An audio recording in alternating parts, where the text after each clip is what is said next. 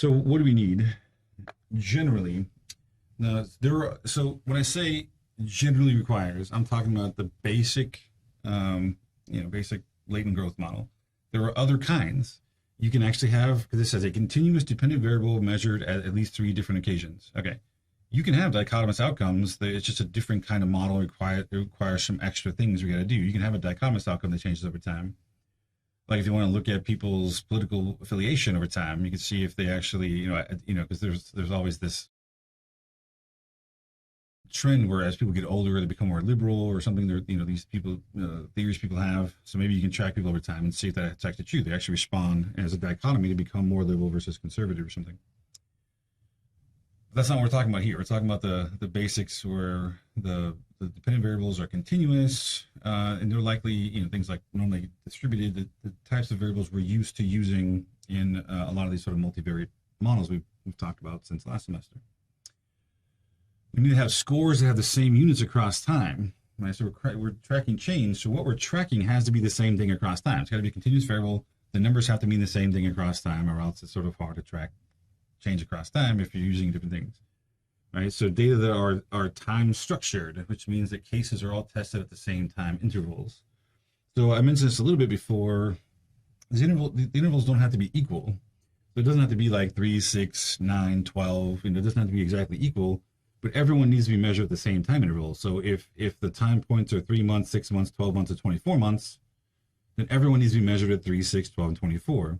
You can't have some people measure 3, 6, 12, and 16, and some people measure 3, 6, 12, and 24 and combine them together in the same model. They have to be sort of measured at the same time interval. Even though even that, you can get around that too, but again, that's like way more complicated. There are models where you can have some people measured at certain times, other people measured at other times, and you combine them together as a sort of multiple cohort model. But we're not going to talk about that. That's way more complicated. But just to give you an idea that those things are possible, it's just that's not the kind of model we're talking about. We're going to talk about the basics and stick to as simple a growth model as can be.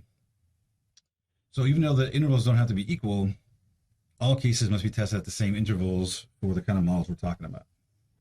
The raw scores are not generally required to analyze a latent growth model. So what this is referring to, just because it seems like it's sort of thrown out there, every model we talked about so far, I've said, well, the data, the data that we typically analyze are not necessarily the raw scores. We typically can just get a covariance matrix or a correlation matrix with the mean standard deviations. We can model that. We don't actually need to have the actual raw scores. And the same is true here. We don't actually have to have the raw scores. We just need to have the covariances amongst the time points to be able to put this latent growth model structure on top of it. But that is, such models can often be analyzed with matrix summaries of the data. These matrix summaries must include the covariances and means, because you can't really track change across time with just correlations. You need to have the means and standard deviations as well to be able to look at change across time. There is some research that says that using the raw scores for each case can help to determine the type of growth, and it's supposed to be gives you more information.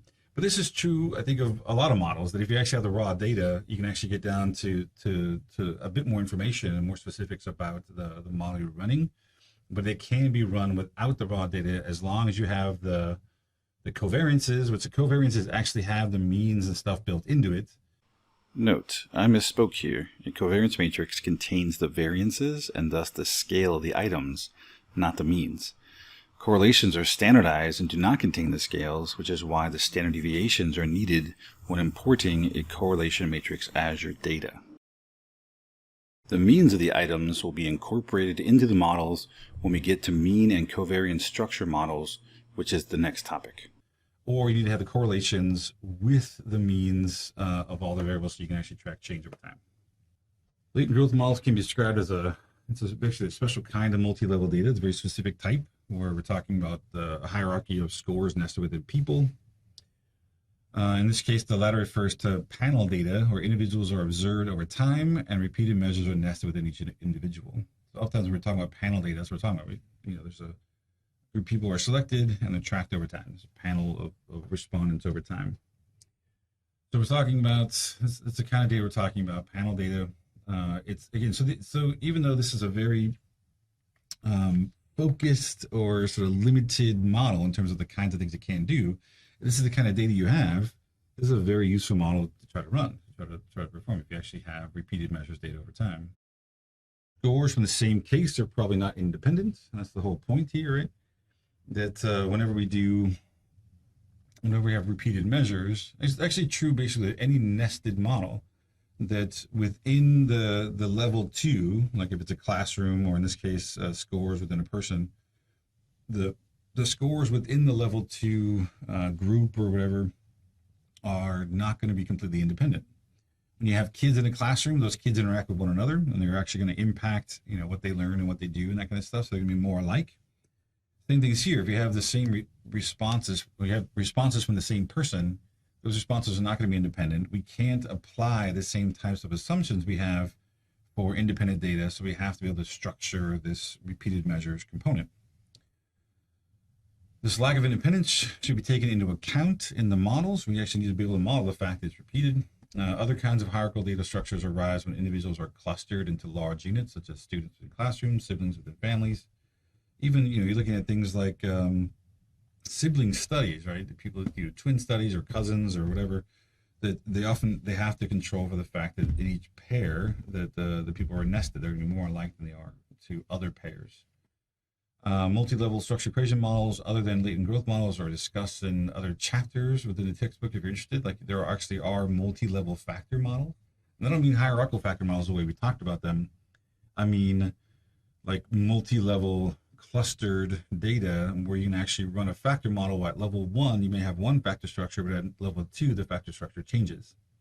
So that's a whole other thing. You have multi-level factor models and things, or multi-level path analyses and stuff like that. Those all do exist, and you can run them in most of these programs. Just we're not going to talk about them. We don't have time to cover all that stuff. So there are other kinds of multi-level structures available to run. Just we're going to stick with this. We're talking about scores nested within individuals. Okay, so latent growth models are often analyzed in 2 steps. The first step involves the analysis of the change model or growth only model that involves just the repeated measures variables. This is nothing new in a sense, because whenever I talked about even structural regression models, we said, well, all right, well, you need to establish the factors first. Run a CFA on just the factors, make sure that all fits before adding any prediction or adding other measured variables to come in and predict things. Establish the factors first. Since the latent growth factors, the latent intercept, latent slope, are factors, you need to establish those first before trying to bring in any other part of any other predictors or any other aspects of the model.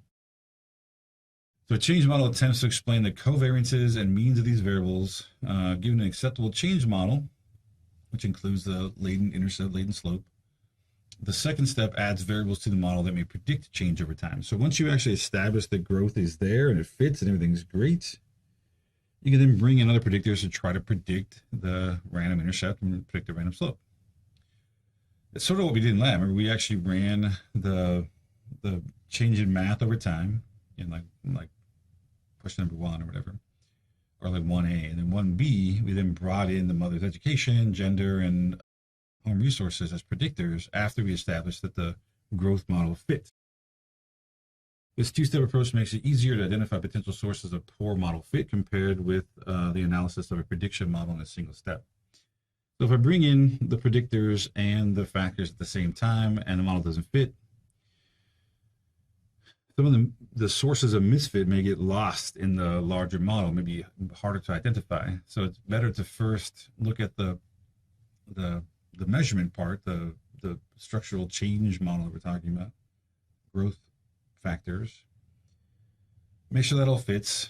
Fix any things that might be problematic. And I'll talk about one of the main sources of misfit when you talk about growth in just a second. And once that fits and everything's fine, then bring in the predictors and test hypotheses. A basic change model has these characteristics. And it seems a little bit backwards because we actually ran one of these first before actually talking about it. So each repeated measures variable is specified as an indicator of 2 separate latent growth factors. Initial status, which is oftentimes just referred to as a latent intercept. And we're going to talk first about linear change, which is oftentimes just again referred to as latent slope. So initial status, the same thing as sort of latent intercept. Linear change is the same thing as latent slope. The initial status factor represents the baseline level, and we're basically going to give all unstandardized loadings on this factor are going to be set to 1. They're all going to be fixed. So we're used to in factor models setting like one of the loadings to 1. In this case, we're going to set all of them to 1. So there's actually no estimating loadings. We're actually trying to see if a very specific factor structure fits to this factor, this initial status. The linear change factor represents rate of linear change, and the loadings on it may be fixed to constant that corresponds to the times of the measurement. We'll talk about that in a second. Usually it's something like 0, 1, 2, 3, 4, if there is equal change between each time point. So if you're going in like every 3 months, then it's fine. It goes 0, 1, 2, 3, 4, because each time point is sort of equal. You can actually have a constant rate of change. If the time points actually represent different time intervals, then we may have to change those numbers to sort of represent those varying time points. And we'll talk about that in a sec too.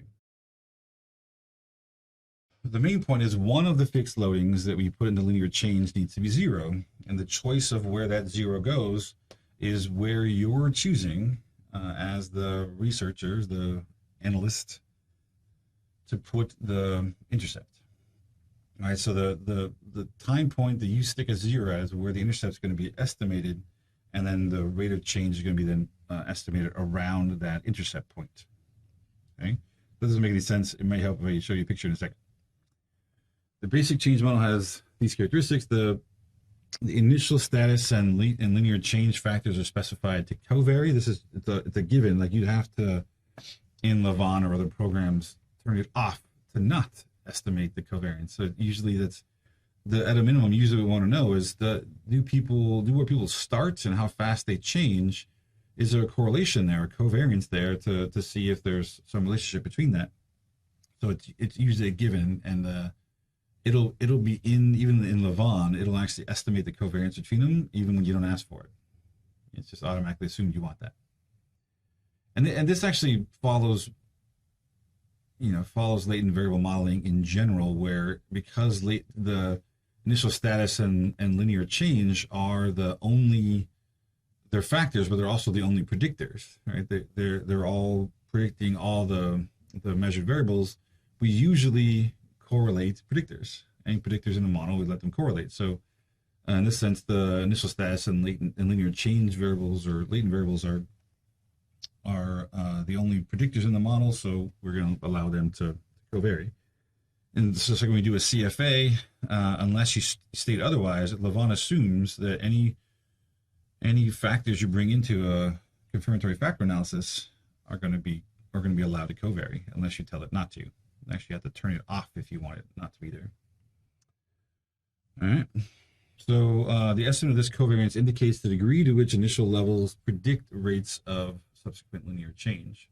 So does where you start at the beginning or at the intercept predict how fast you're going to change or your rate of slope, which we've seen is oftentimes the case, especially with this in lab. We talked about this in terms of the math variables where students who started higher in 7th grade actually showed faster change over time. So to set up a basic change model, there's 2 parts. And I showed you this last time. Let's talk about it again. I think I skipped to this slide to make sure I showed you this before we went to lab. You're going to set up the sort of latent intercept or initial status variable, and you're going to give every loading going to all the measured variables are going to be assigned a 1. So these are all fixed to 1. And then for linear change, if I wanted to make the math 7, the first year, if I want to make that the intercept, I'm going to place a 0 at that math 7 variable. And then I'm going to add 1 unit of change. So 0 to 1, 1 to 2, 2 to 3. Right? So I'm going to actually just make it so it's a constant rate of change across the math variables. And when you actually go to fit it, you're going to put them both together. And remember that there actually is a 1 underneath this 0, that this path coming from initial status to math 10, there's a 1 there. It's just being covered by the 0 coming from linear change. So we're going to establish this all together, and we're going to allow the 2 of them to to correlate, covary, and we're going to fit this. If this fits, that means that that linear change describes the change in these variables across those 4 time points well. It doesn't mean it has to fit. You may put this in and you get it back that it doesn't fit very well, and you have to figure out what else might be going on. But if you do this and it fits, that means that linear change is a good explanation for what's going on from Math 7 to Math 10. While at the same time allowing everybody, because it's a latent variable, so everyone's it's gonna estimate a variance. So it's gonna estimate the intercept. You're gonna get a value for it, but it's gonna actually then give you how much variability there is around the intercept to give you an idea of how much people are varying away from that sort of average intercept value. And the same thing with the linear slope. You're going to get a variance for this too, telling you how much the individual person or people in your data set are actually changing away from linear slope. Okay, so far so good. So we're going to, even though we're not going to know what those values are, it's sort of happening behind the scenes, it's still going to be able to estimate what the average values are and tell us how much variability there is. But to get the averages, we'll have to wait just a little while because we need to be able to bring in mean structure to be able to estimate the average linear change and average intercept. So right now, all we're going to do is say, okay, well, I know because there's a significant amount of variability that the individuals in this data set are actually varying around the initial status and linear change values, and we're getting some variability that's significant. We can then predict it.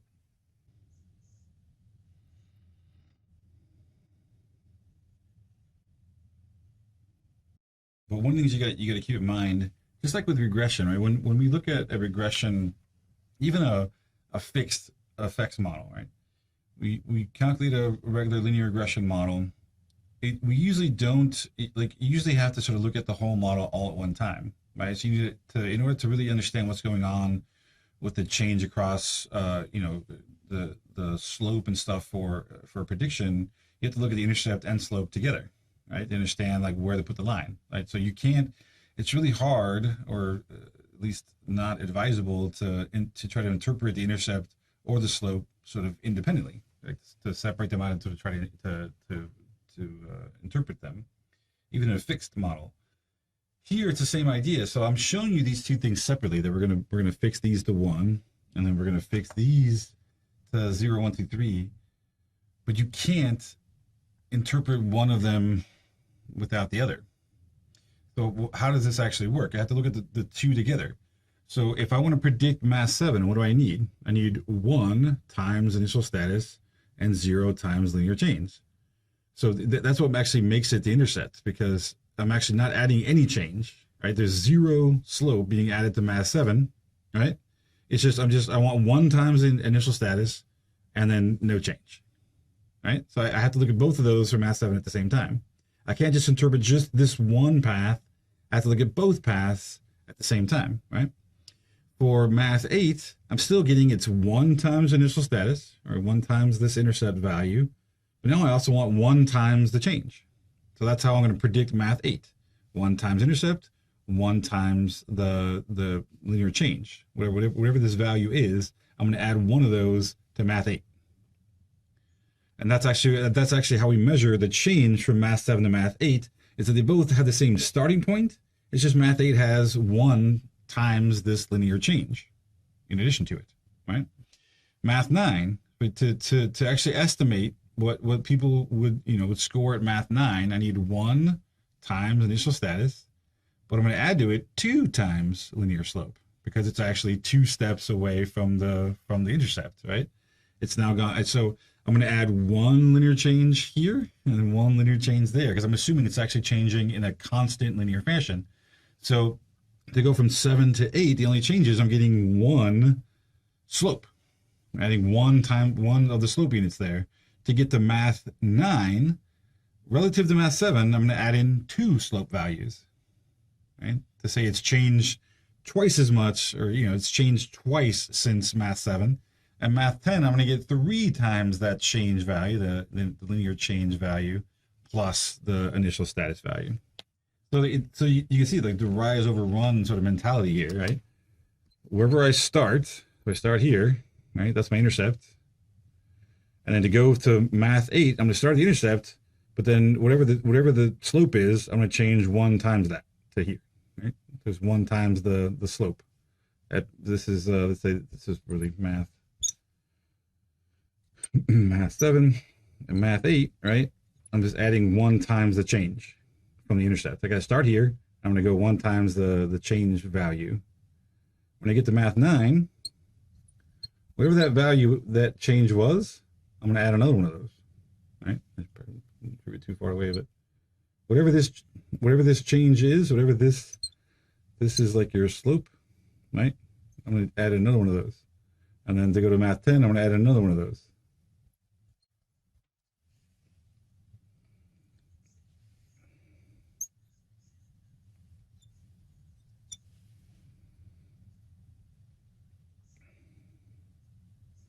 If that's really true, if the grades are not following this pattern, then this model won't fit. Because we're basically saying, does this explain the pattern across math 7 to math 10? If it does, it'll fit, and we say, oh, cool, linear change explains it. If it doesn't fit, then linear change is not good. Linear change is not a good explanation for this. Remember these like -3, -1, 1, 3? That sound familiar from 485 forever ago? This is testing the same thing that this is. If you actually test these coefficients to the data and it is significant, that means that there's a linear trend. Same thing here. If we actually fit this model to this data, that means there was a linear trend across these scores. Now, if the data instead are doing something else, let's say they're not doing this, they actually have an exponential change or something like that. It's possible you'll get that this may work. The linear change may actually explain some of it, but the model may not fit perfect. It may not have a really good fit because there's missing something. And then we can also figure out ways to add in other types of change on top of that. And we'll talk about that in a second. But, there's other types of change that may be explaining the change across math 7 to math 10, which may be why this linear change model doesn't fit. And we may have to try some other stuff out.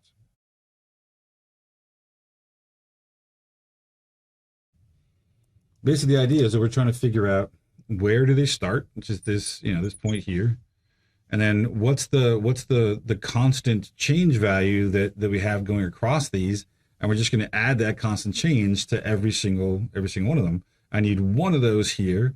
And to get from 7 to 9, I need 2 of them. To get from 7 to 10, I need 3 of them, which is why it goes from 0, 1, 2, 3. It's all relative back to whatever value you make the intercept. So I need 0 change for math 7, but relative to math 7, I need 1 change for math 8. Relative to math 7, I need 2 changes for math 9, right? I need 1 2Bs to get from math 7 to math 9, right? This is math 9 here. I need 1 2Bs to go from math 7 to math 9, but to get from math 7 to math 10, I need 3 of those. That's why they have a very specific pattern of 0, 1, 2, 3, because you got to look at the combination. 0 times change plus 1 times intercept for math 7. Math 8, 1 times change plus 1 times intercept. Math 9, 2 times change plus 1 times initial status. And then for math 10, it's 3 times change plus 1 times the initial status.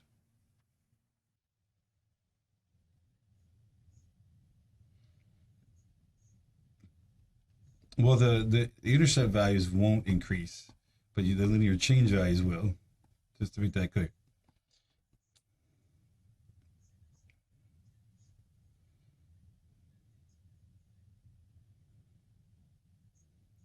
Right. It's starting to go non-linear. That's the one thing about you got to remember with linear change. What we're actually saying is the change is constant. That's actually the definition of linear change, that the change has to remain constant over time. As soon as it actually starts to accelerate, it's no longer linear or decelerate, right? So here we have an accelerated slope. Starts off slow and it starts to get faster, right? But then there is a linear component to this, that there's part of it that's linear, because it's not completely curvilinear like a U or a upside down U, right? So there's some part linear, but we may need to add a curvilinear aspect to it to capture the whole thing. And we'll come back to that in a sec. All right. So this is the simplest of sort of change models. We're looking at linear change alone, and we have these two very specialized factors designed around estimating the latent intercept and the latent slope. And it just happens that the slope we're starting with is sort of a linear change slope, not quadratic or any other kind just yet. We're starting off linear first.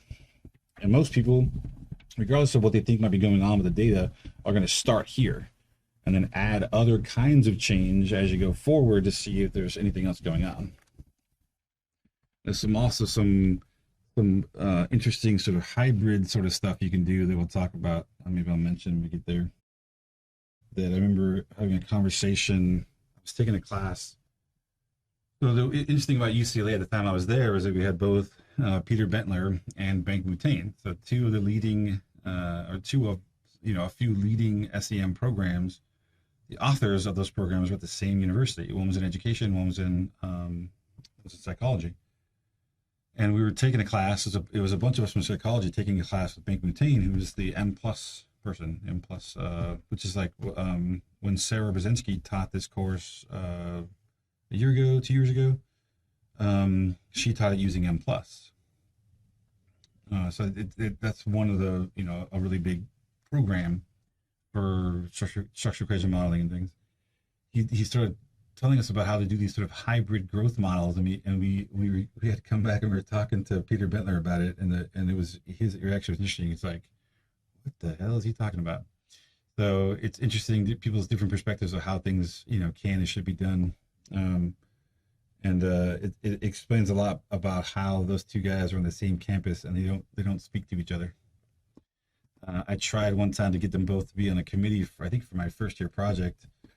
And I remember talking to Bengt Mutain about it. He's like, yeah, sounds great. I'm like, cool, it'll be you and Steve Reese and Peter Bentler. He's like, oh, Peter Bentler? No, I'm like, no thanks, I don't want to be on. It was interesting. Yeah, they wouldn't interact with one another.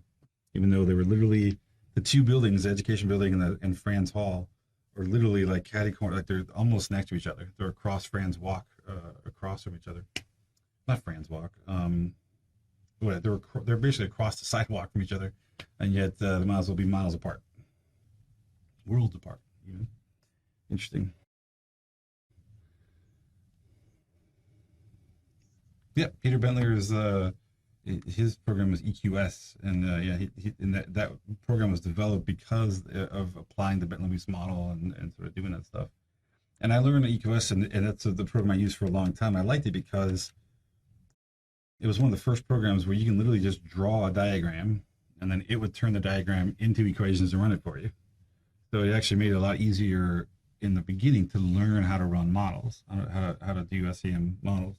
The SEM sort of diehards sort of hated it because it let all these people that didn't know what they were doing get in and start doing stuff they shouldn't be doing, right? So it made it easier for people to just jump in. And that's actually why I liked it. It was easier for students to learn. Plus, I knew Peter Bentler and I knew one of the main programmers for EQS, so I was always able to get like a 90-day license for students like for free. He would be like, oh, here's a 90-day license, they can use it for the semester. And it was, for them it was good because it got more people using EQS.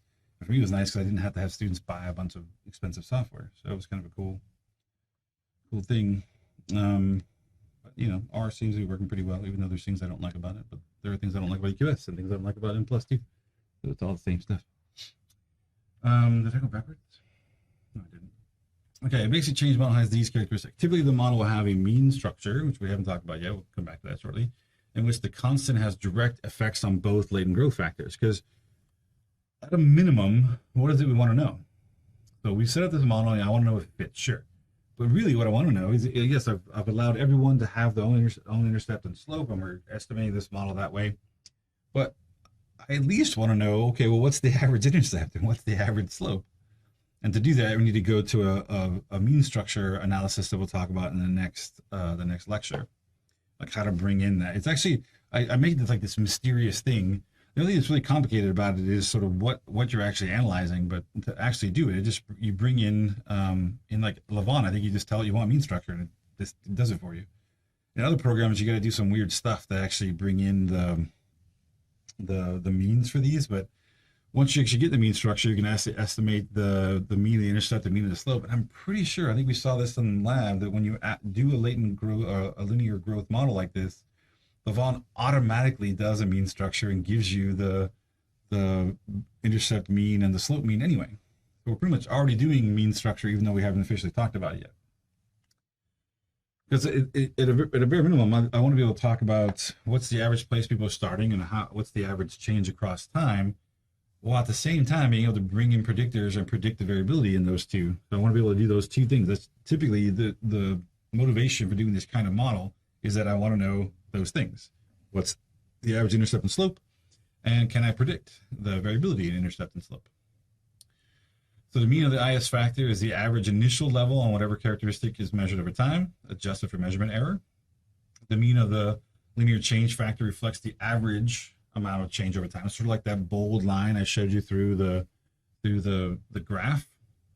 The variances of the IS and LC factors reflect the degree of individual differences across the intercept or the slopes.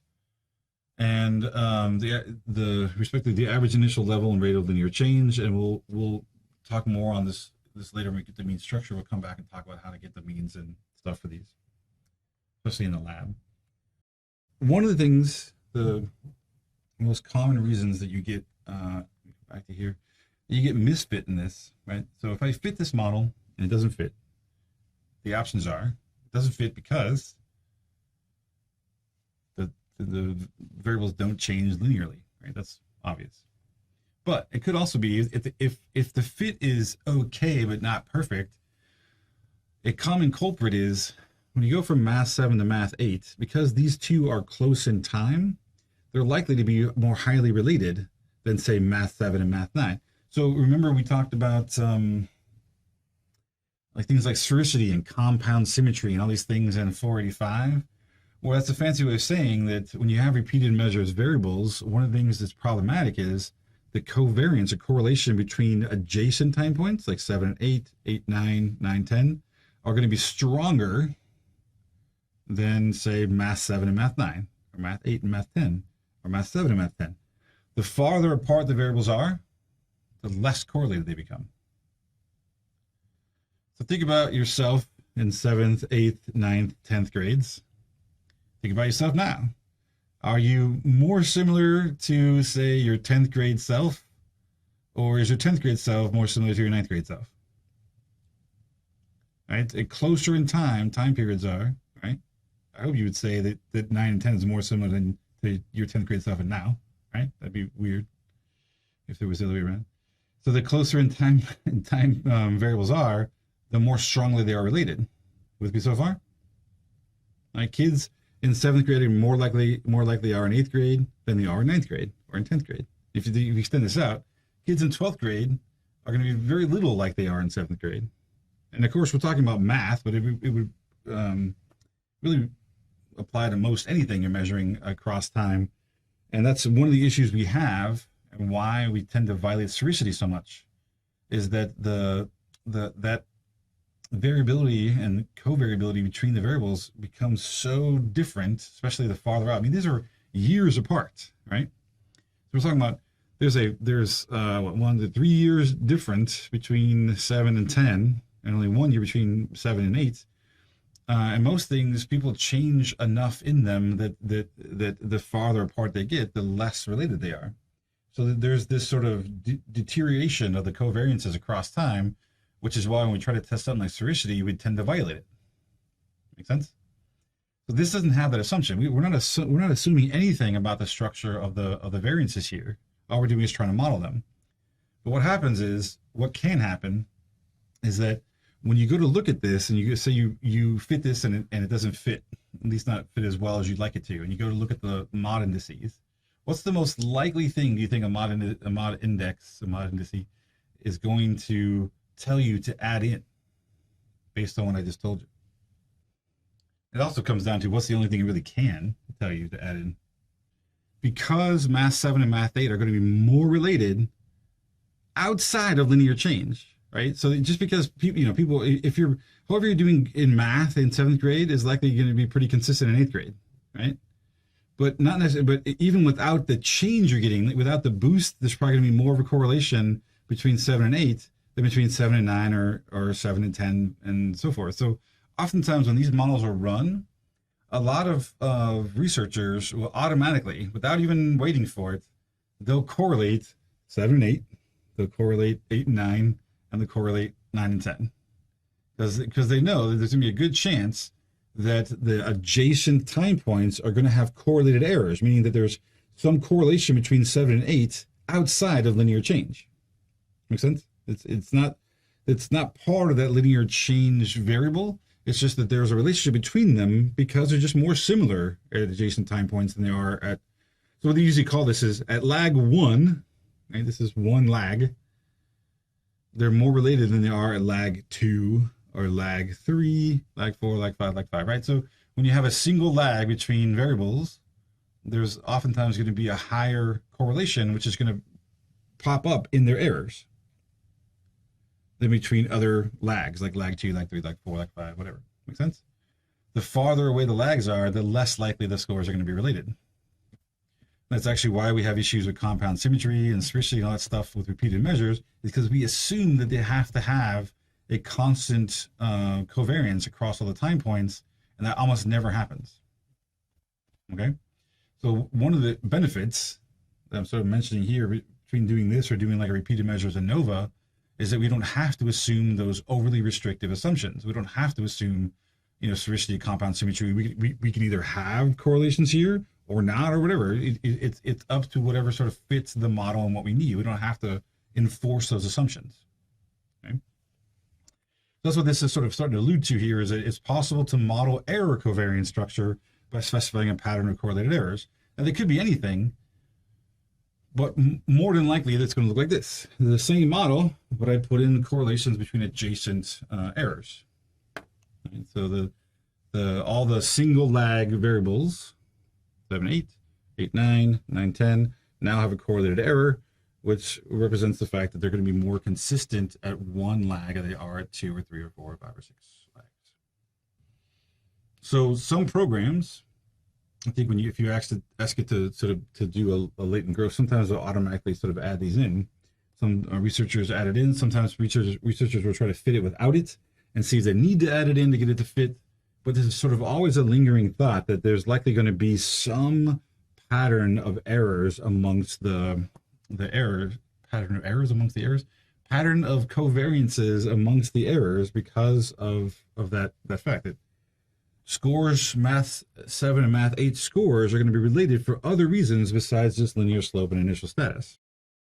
So the ability to model error covariances is one thing that really differentiates these sort of SEM forms of growth modeling compared to repeated measures data, which is what I already started talking about. But for example, ANOVA assumes that the error variances of repeated measures variables are equal and independent. So already, the variables have to be, the errors have to be consistent. And that's that equality of error variance, right, that we have in ANOVAs. And they have to be independent of one another. Oh, that's dumb. We know these aren't independent. We just, like how, the degree to which this error it relates, is attached to math 7 is likely going to have a relationship that's similar to math 8, and that's why they're going to be correlating with one another. We don't have to assume that sort of independence sort of thing.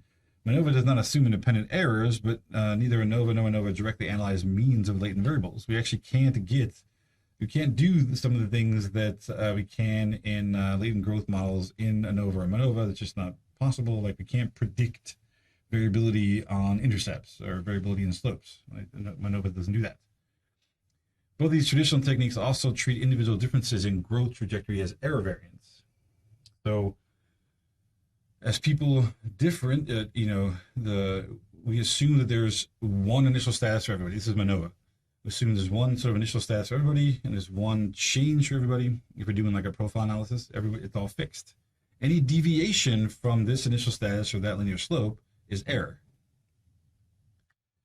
These models don't assume that. They're like, okay, well, people are going to have different intercepts, people are going to have different slopes. Let's model that, figure out how much variability they are, and then use it. Instead of assuming it's just a throwaway amount of variability, we can actually use it to predict. And we can predict it with other things, see if we can actually explain why people are differing in intercept, differing in slope. It's a big difference in how sort of ANOVA and ANOVA, or profile analysis, and latent growth models work. There's a lot more flexibility in how latent growth models can be done than there is in a univariate or multivariate approach to repeated measures. All right, so adding predictors. One of the most common types of mimic models you'll see where you have latent variables predicted by measured variables is with these growth models. With an adequate model of change in hand, right? A model that predicts this change can then be analyzed. So we figure out that the intercept and slope factors work and it all fits. We get a good linear change model. We can then bring in predictors to see, can we actually figure out why people differ in their intercept, why they're differing in their slope, and create hypotheses around predicting those two latent variables. Potential predictors of change are added to a basic change model. We can include them in the mean structure, which we'll come to next, or we can just regress the latent growth factors on the predictors and see if we can actually find some significant prediction. So the latent growth factors are endogenous in a change model, right? The latent growth factors. So not in a change model. The latent growth factors are endogenous in a mimic model, because in a regular change model, they're not. Back up a second, I think that's actually misstated. Because here, right, these are both exogenous. With me so far? There's no arrows coming to it, they're all going away from it. So in a regular change model, with or without these errors, the initial status and linear change factors are both exogenous, but when we bring in predictors in a mimic model, they become endogenous. They're now being predicted by measured variables and stuff. So these which is going to create disturbances, going to create a error in prediction for each of those factors. And then we typically still are going to put in that those disturbances are correlated, that disturbance related to initial status and linear change are going to correlate. The prediction model is also a mimic model because the factors have both effect and cause indicators. So we can sort of think of it as a mimic. It's a special case of a mimic model. So here's what it looks like. Pick the same model we looked at before, actually the one without the correlations in there. So look, we have initial status for math 7 through 10. We have linear slope. We figured out that there's a significant amount of variability. So I should back up. Let's say I run this model, or the one without the errors. I run this model, and I find out that the variance for the initial status is small, non-significant, close to 0. Well, that'll tell me that most everyone is starting in the same place for mass 7. There's very little variability around the mass 7 intercept. So we're not going to be able to predict it because there's nothing to predict. There's no variability there. So I have to first establish that there's variability, like enough variability here, like a significant amount of variability here and a significant amount of variability here before I can even bring in predictors. Because if those things are not varying, there's no variance in those two, the intercept and the change factors, then gender and SAS here as an example, they have nothing to predict. So if this has no variability, gender can't predict it. If that has no variability, SAS can't predict it. So in this case, it seems weird. We actually, likely want there to be variability around this because that's the whole reason we're doing this. We're allowing everyone to have their own intercept, their own slope, so that we can actually figure out, well, how much variability is there in intercept and slope? And then if there is variability there, we can then predict it, try to explain. Well, the reason why some people start higher, some people start lower is because there's a difference in the genders and where they start. There's a difference in how fast each of the genders change across time. SES, kids that come from a higher SES background are starting higher initial status. Kids with higher SES background are changing faster across time. We can do that because we've allowed these to be random variables that have variability that we can predict. If we do this as a fixed effect model, like we did with profile analysis, this is one estimate. This is one estimate with 0 variability, which is why we can't predict it. There's nothing to predict. Here we can predict this with gender and SES because these are variables. They have variance. They vary across people. And if you're having a tough time sort of imagining that, think here, I can sort of a regression proxy for that. We allow everyone to have their intercept, so there's variability here between all the intercept values. I can now bring in for each participant their gender or their SES and see if I can predict these intercept values with their gender or with their SES values. Same thing with the slope. Can I predict the variability in this slope with gender or with their SES? The only reason I can do this is because we're allowing every person to have their own value and allowing this to sort of vary. Without any variability, everybody would have the exact same intercept value, and if it was a fixed effect, and everyone had the exact same slope value, so there's nothing to predict because it's all constant. Everyone has the exact same value. So this is often the goal, is not just to establish that this stuff exists, but to be able to then bring in a test hypotheses about why people start differently in Math 7, why they change at different rates across time. It's a test a lot more sophisticated types of hypotheses than we're used to. Can we actually predict why there's a difference between people in their rates of change? So it's kind of weird to think about rate of change as being an outcome, that everyone has a different rate of change. You can predict why their change is different across time. It's pretty cool. It's an added layer of hypotheses that you likely had not even considered, that was possible. Right? So it's kind of cool. It actually opens up a whole new doors, gives you new tools in your toolbox, whatever euphemism you like. They're all sort of there. Whatever cliche, it's just another way of sort of looking at data and be able to try to explain things.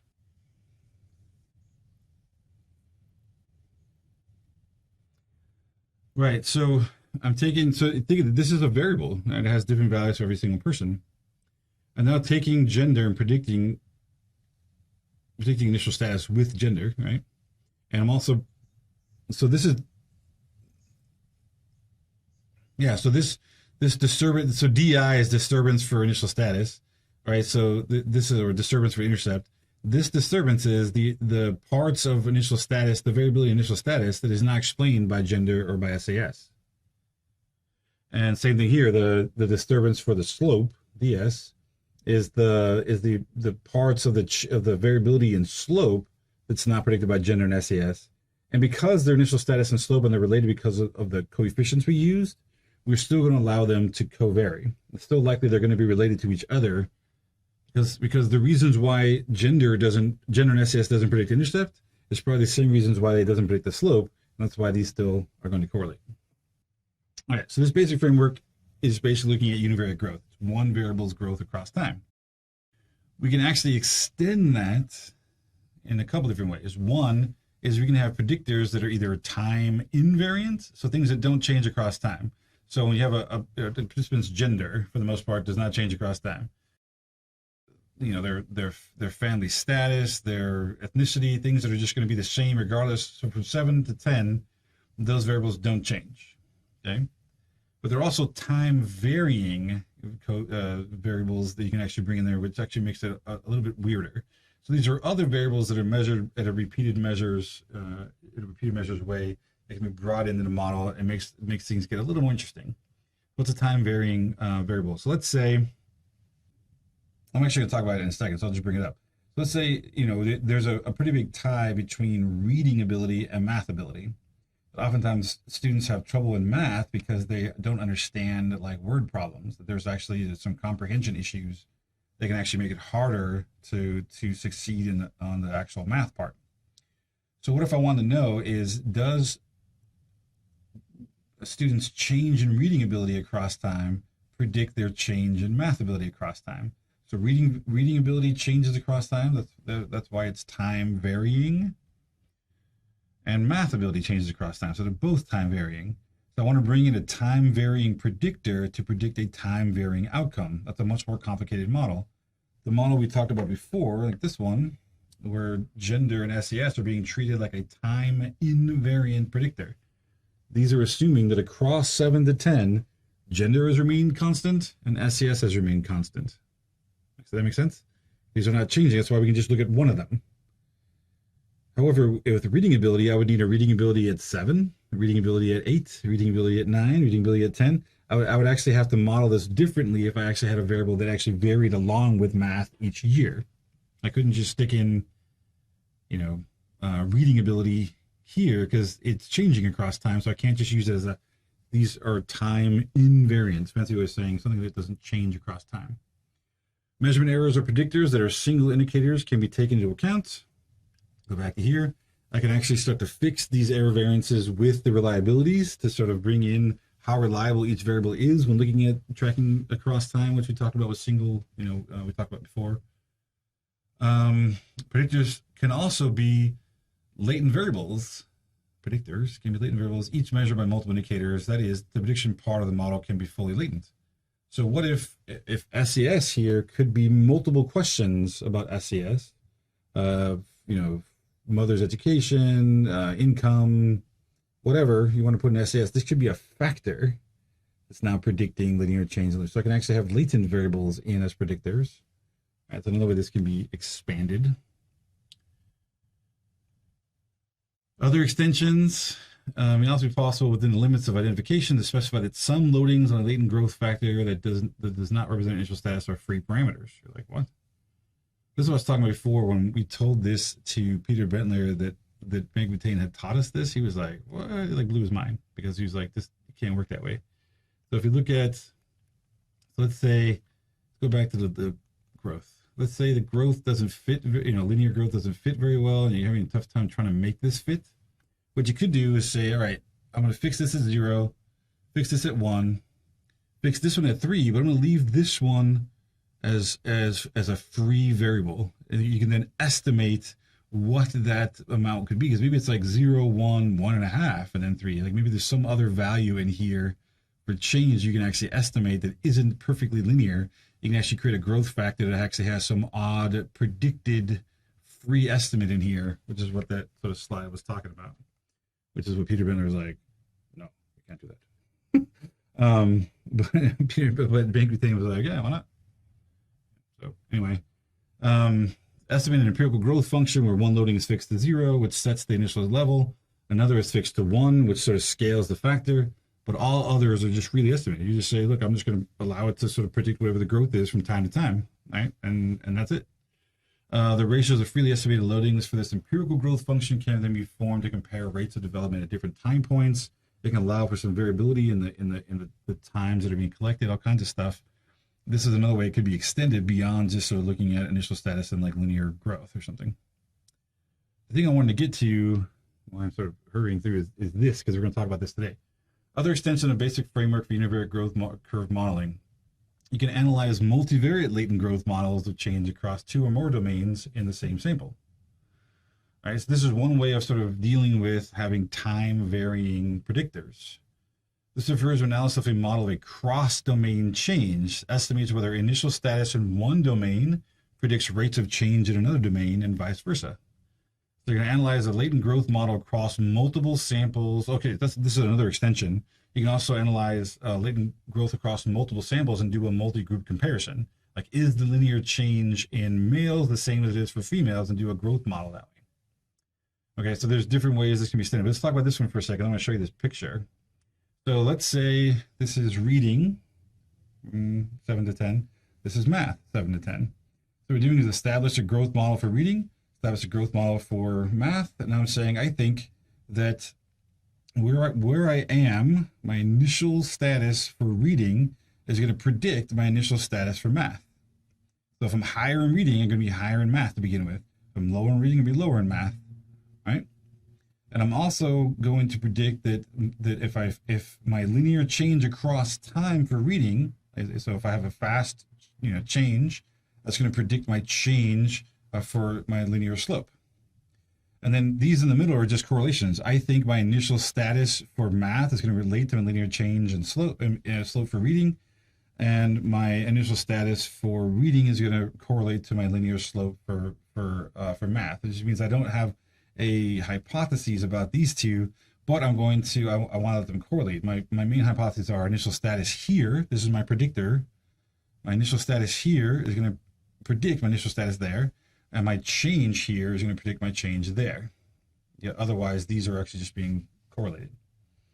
Makes sense? So this is actually a way of saying I think reading impacts math. I'm how using this as a predictor of these. This is what it's looking at cross-domain change.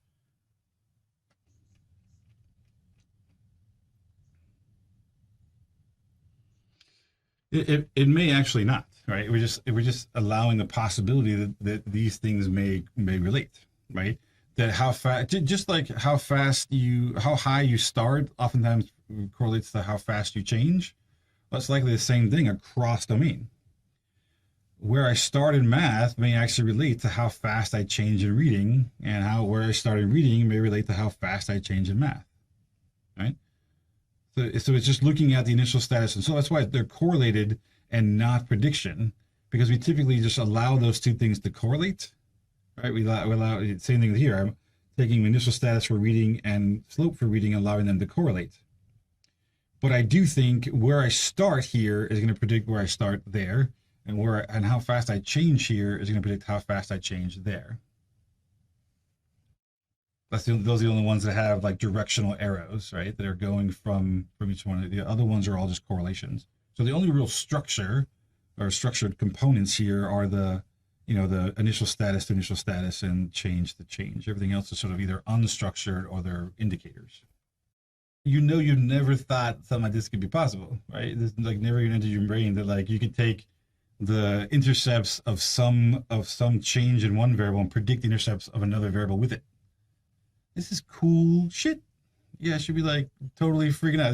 This is like awesome stuff. This opens up so many freaking doors of stuff you can do, especially when you have change over time. Like obviously you have to have change over time. If you're not working any variables that do that, then you're probably like, well, this doesn't really apply to me, and I get it. But if you ever come across these kinds of things, especially if there's lots of huge archival data sets that you can sort of get into that are looking at sort of stuff across time. And you can start to look at things that vary across time, predicting other things that vary across time, be able to sort of cross predict and all kinds of cool stuff. You can, these things can get sort of way crazy. You test all kinds of cool hypotheses that were never possible up to this point, at least in your knowledge of how things go. So I remember when I first learned this, I was like, holy shit, this is like, it's complicated as hell, but two, it actually opens up so many different kinds of things that can be tested that I was like, I never even thought that was possible. Never even, would have guessed it was possible to do. Well, the good news is we're going to do this exact model in lab. So it's going to be fun. So think about in your own research. Does anybody look at things like change over time? Even if it's short, because it could be, we're looking at this as every year, but it could be every minute for that matter, or every 5 minutes. It could be some other measure as long as it's sort of consistent. Look at growth. Anybody else look at growth stuff? Change, repeated measures, designs.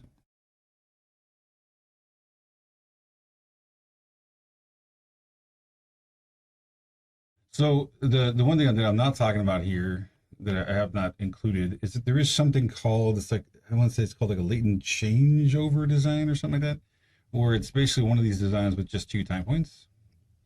So looking at sort of like pre and post designs, but it's just a little bit goofy because it's not really growth.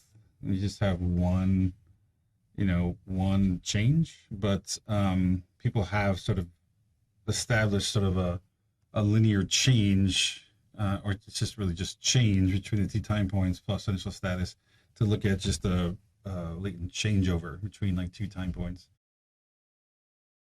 Are you talking just 2 semesters or multiple semesters?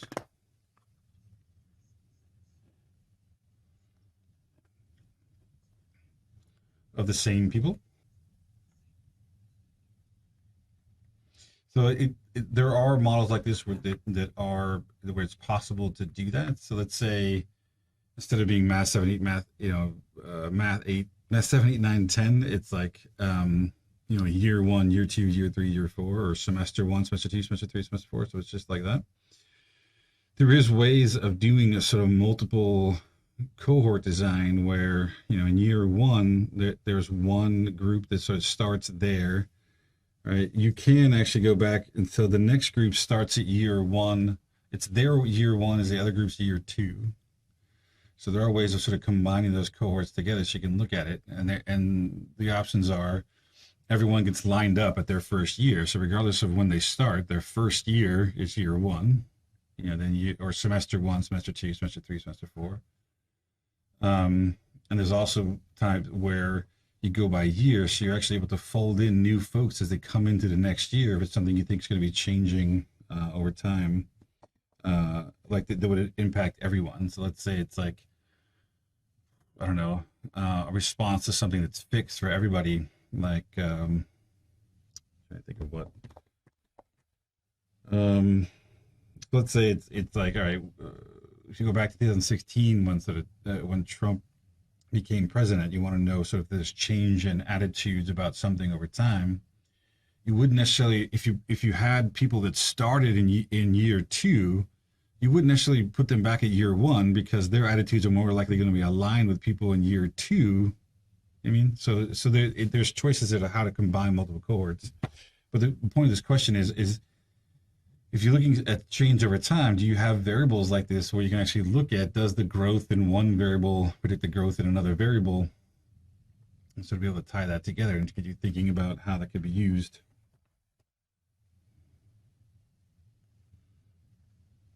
That's something that, do you have multiple variables like that? You can look at change over time.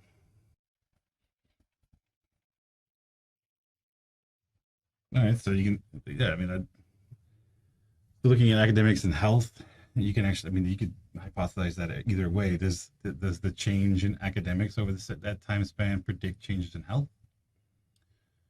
Right? Or does the initial status of, their academics relate to their initial status of health?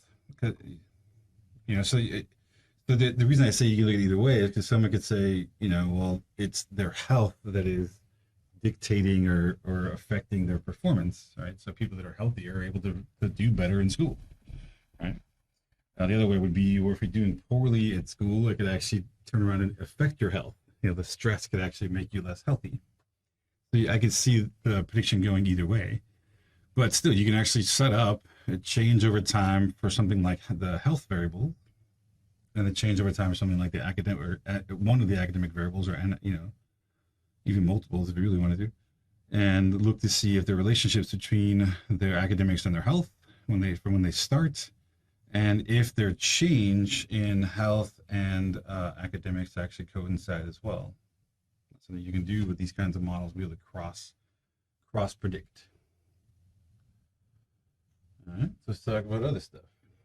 So the last couple of topics that I'm mentioning here is that we talk about this in somewhat in lab, but it's worse for talking about it here and getting it out there in the lecture, which is there's other types of change. We talk about initial status and a linear change, but what if the thing you're looking at, if you don't really think it changes linearly, what if there's some other kind of growth? And you notice again here that I put in these correlations between adjacent time points, which is oftentimes pretty standard when you look at these. You'll see them with and without. But even before using something like a modification index, like the LM test or something, that to suggest these, people will oftentimes automatically hypothesize that these are there, just because adjacent time points tend to be more closely related. So for this one, we talked about the initial status variable is the same. It's 1, 1, 1. You can't really see it, but it's 1 again for Math 10. Linear change stays the same. It's 0, 1, 2, and 3. You can see it there. Then all you got to do to add in a quadratic change is take the linear change values and square them. So it goes 0. From here, it's 0 to 1 to 4 to 9. And typically you have both linear and quadratic in there, because let's say, if the change is something, if you think that their math is changing like this, it's a fairly steady change, you probably don't need the quadratic change involved. Right? It's probably not necessary. But if the change has any kind of thing where you think there's acceleration, where it's starting off and sort of getting faster over time, or the other way around, they learn really quickly and then sort of tapers off like that. Either one of those, it would be captured by adding in the quadratic change on top of the linear change. You know, it'd be really weird to hypothesize only quadratic change in growth, because then you're talking about, you think that the variables are changing like this. Right? I mean, that'd be sort of an odd hypothesis, I would think, that you have a perfectly upside down U, or even a right side up U, right? If this kind of change in growth is sort of an odd one. So this is not, you know, I guess it's possible, but typically we're looking at some combination of linear and quadratic change together. That's why they usually are used at the same time, where quadratic is sort of added on top of linear. Let's say you do a linear change and you have these correlated errors and stuff, and it still doesn't quite fit. Like there's still, like the fit's not great. And if you start to plot out the, well, at least the averages across time, you see there's some accelerated growth. Adding in the quadratic change may capture some of that and make the model fit better. So if, let's say you didn't think there were, the reason why you think there's so the question is, what's the U shape representing? Like that's like quadratic change with no linear slope at all. And you would likely code that a little differently if it's just quadratic change by itself. So these two codes together are purposely meant to be a blend of linear and quadratic. If you were just going to quadratic alone, you thought it was something like this, then you would likely have some other kind of coding, like those like -1, 1, 1, -1 kind of codes. You'd probably do something more like that to capture just quadratic trend by itself.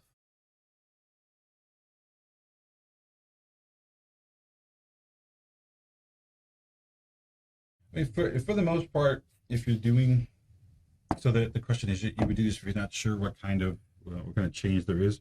I mean, you might know that it's accelerated growth. Most human growth is not perfectly linear. It oftentimes has like they don't call it a learning curve for nothing, right? It's not a learning line, it's a learning curve, because there are oftentimes you either learn quickly and then the amount you can change in learning sort of slows down, or it's something where it takes a lot of time before you really start to show gains in learning, right?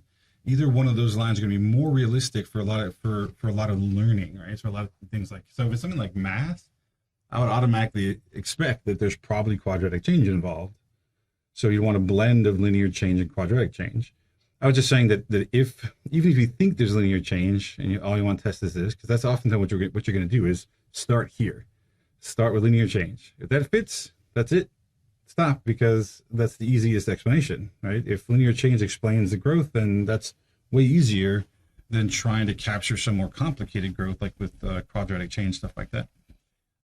But you may find when you fit the linear growth, it may tell you to add these correlated errors or something like that to make it fit better, and then even then it doesn't really fit. So adding quadratic change may be why you may need to add that in there to get the model to fit well.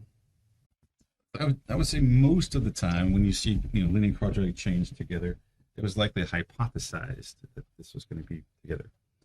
I was just saying that the one time you might not have hypothesized it and end up adding it in there is when you get to a point where you fit a linear change model and you've added in correlated errors and stuff like this, and it still doesn't fit very well. This is an option. Try adding in quadratic change and see if that helps to explain the change a little better before just scrapping the whole thing. So this is that variable latent growth. All right, so far, we've talked about math 7 as like a single thing. It's just some math score. But what if instead of, if the test was scored in a way where you had a grade, for different topics like algebra and geometry and stuff like that, we had multiple measures of math, and instead of just sort of smooshing them together, sorry, Lauren. Instead of just smooshing them together into a composite, right? My brain tried to reach out for any other word, and that's the only word that would come to my brain. So, I really tried. That's why that's paused. I'm like, oh, God, another word. No, it's not coming. So instead of, critiquing posit, where all the problems with the composite you talked about are there, instead of doing that, it's like we just went through this whole talk about, well, you shouldn't just, use composites because it actually adds up all the error and all those other issues. So why are we ignoring that? Going to composites here and just to get the intercept and slope factors. So instead, we can actually, like, if you think about, I get sticky with math again. If you think about math as having multiple indicators, well, we can take the composites out and say, all right, well, I have, I don't know, basic math and algebra and geometry as 3 indicators of in a math test that create a factor at time 1. And we just use that same factor over time. So we have latent variables that represent the thing we're trying to measure, like in this case, math ability. And we can look at that change over time. And here you might have the disturbances might be correlated, right? So then you have multiple layers of things where adjacent disturbances might be correlated, but also the same item, like error for this item might then correlate to the same item at the next time point, right? So you have multiple places where there might be some correlations between the errors and disturbances just because people are tend to be more alike at times closer together. But we could still then look at what is the starting point, whatever the intercept value is, what is that point at time 1? And then we look at what's the change in that thing across time. This becomes interesting because now we talked before about how latent variable is interesting because we're trying to identify a thing that doesn't exist. And then we're trying to do things with it. Now we're trying to take one thing that doesn't exist and predict another thing that doesn't exist. And here we're trying to track change in a thing that doesn't exist. All right. So these things are taking these items and combining them together in a nice clean way, or asking, does that thing change over time? And so this is a latent variable, latent growth model. That's why you get latent twice. You get the latent growth factors, and those are predicting latent variables themselves at each time point.